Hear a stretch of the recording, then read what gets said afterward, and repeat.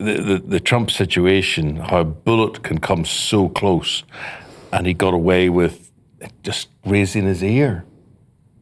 Turned his head. Yeah. God.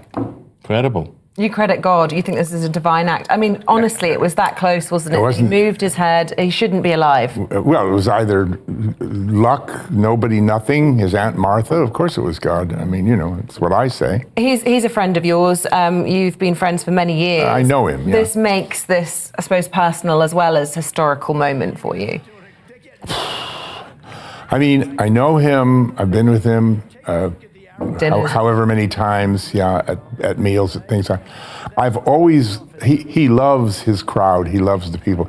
I have looked and said, gee, I mean, anybody could get to him. I mean, if you get close, there are Secret Service people all around who, if they know you, of course, then you can talk to him. But I think he needs to be behind perspex like the Pope at this point, because I think I was thinking that yesterday. Actually, I mean, I've worked with the Secret Service and seen it up close and seen to the extent. For instance, when President Clinton came to Belfast, I was very much involved in watching what they did and how they scarred the whole city, and went down drains and did all sorts of things. He will not appear anywhere again unless he is behind glass. I certainly hope so. And I don't know if I should say this or not, but I WhatsApped Nigel Farage this morning. I said, you should beef up your security. I mean, there's just some...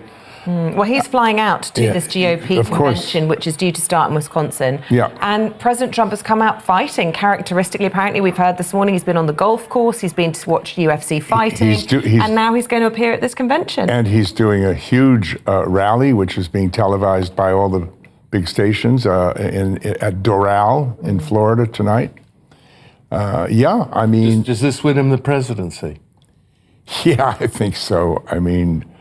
over a gentleman whose compos mentis is in question more and more every day, although he does have his, very good moments. America wants a hero, and that's what he did yesterday. He showed that he's a hero. Speaking of heroes, I feel we ought to pay tribute to Corey Comparatori, who did actually die. Innocent bystander there with his wife and children, and 2 people are actually critically injured. They've raised $2 million for them already, all of them. But they're in hospital fighting for their lives as we speak. So potentially 3 people caught up in this in a terrible way. And Trump walking away, the ultimate survivor. And that iconic image, that's going to be the one. I mean, it's already been printed on the back of hoodies and on, we've had the convicted felon pictures, which boosted his ratings. Now we've got this blood-stained sort of, this the survivor message, isn't it? It's the stars and stripes in the background. It was like a Sands of Iwo Jima picture. It's so good, you even have nutters out there saying he staged it to get the sympathy vote. On a serious note, where does America go from this? All of the sort of senior politicians coming out saying all the right things. We need to dial down the rhetoric. We need to calm this down. Blah, is that going to happen?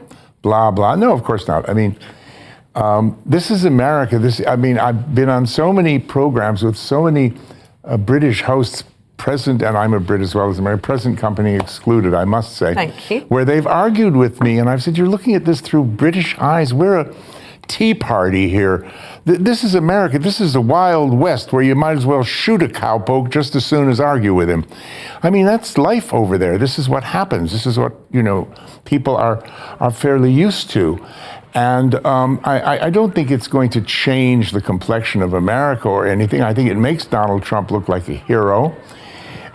Pardon me. I think that I feel the same way I felt as a youth, not quite understanding everything, but when Kennedy was assassinated. I mean, America went into a depression limbo from November until probably February or March. And thank God this didn't happen yesterday. Yeah. Because it would have been worse today. The world we live in today is a lot more emotionally charged and polarized than it was back then, and Kennedy wasn't a particularly divisive figure. So I'm so glad that it didn't happen, thank God. But still, I think there are memories of that, there are ingrained memories in a lot of people. And even those people too young to remember that, I think it's such a shock that such a thing could happen. Now, also, if I may, you've got the Twitter sphere and the social media filled with the most incredible stuff.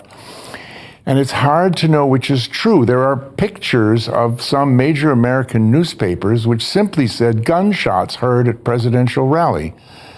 Now, that's all they said about an assassination attempt. You've got memes going around. You have a meme of President Biden with a high-powered rifle saying, "I just shot President Putin."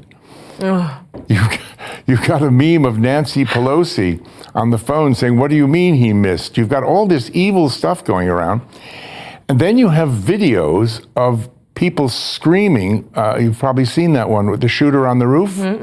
Apparently, allegedly yelling at the police and the Secret Service for ages. Telling them that he was there. That he's there. And then you also have something I just saw, which is Jonathan Wills, it says. I don't know if this is made up.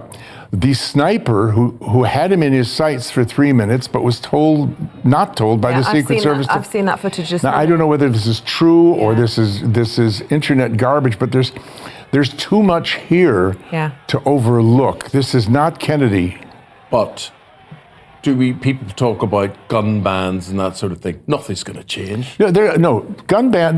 He could have used a knife. It could have been a bomb. It could have been, Well, there were explosives found in his car and in his home as well. So the right to bear arms is enshrined in the American Constitution precisely for reasons like this. If you have a government that, as some claim, has overstepped the mark, you want to be able to remember it's a federal. There's 50 states. They want to be able to defend themselves. So I don't think they'll get rid of guns. That's not the answer.